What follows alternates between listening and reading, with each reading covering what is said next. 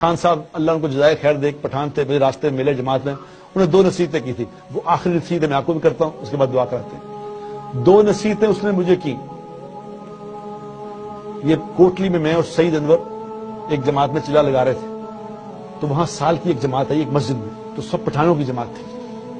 تو ایک پٹھان بڑا خوبصورت، بڑا نورانی چہرہ اس کا، تو میں ایسے لیٹا ہوا تھا، کارپیٹ ٹائپ تھا، کارپیٹ ہی کہہ سکتے ہیں اسے، ویسے صف سی تھی، وہ اس پہ لیٹا ہوا تھا. تو اس نے دیکھا کہ اور مجھے کچھ 2-3 لڑکے نا دبا رہے تھے. تو اس پٹھان نے دیکھا، اس نے کہا بزرگ ٹائپ آدمی لگتا ہے، تو اس کو میں اٹھا کے اس نے کہا بابو جی اٹھو، تمہیں 2 باتیں بتاؤں بڑی قیمتی. میں نے کہا پٹھان آدمی ہے، کیا بتائیں، ہم کیا سمجھتے ہیں پٹھان کو، انہوں نے کہا اس نے کیا بتانا ہے. تو میں نے کہا یار لیٹے بتاؤ یار تم کیا بتانا ہے. تو اس کو بھی اس نے کہا، اس کو سمجھ گیا کہ یہ ذرا دماغی طور پہ اتنا ٹھیک نہیں ہے.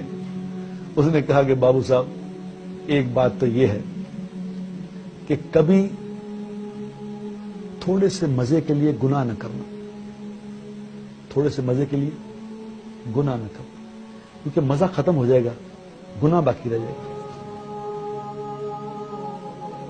میں نے جب اس کی یہ بات سنی، میں اٹھ کے بیٹھ گیا ایک دم. میں نے کہا پھر بتاؤ کیا کہا. اس نے کہا میں نے کہا تھوڑے سے مزے کے لیے کبھی گناہ نہ کرنا، مزہ ختم ہو جائے گا، گناہ تمہارے ساتھ چلے گا، تمہارے ساتھ چلے گا.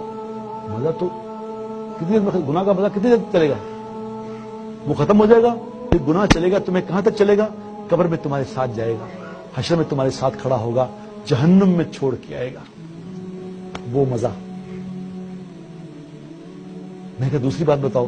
اس نے کہا بابو صاحب دوسری بات یہ ہے کہ کبھی تھوڑی سی مشقت کے خوف سے، کبھی تھوڑی سی مشقت کے خوف سے نیک عمل نہ چھوڑنا، کیونکہ مشقت ختم ہو جائے گی، عمل باقی رہ جائے گا، عمل تمہارے ساتھ چلے گا.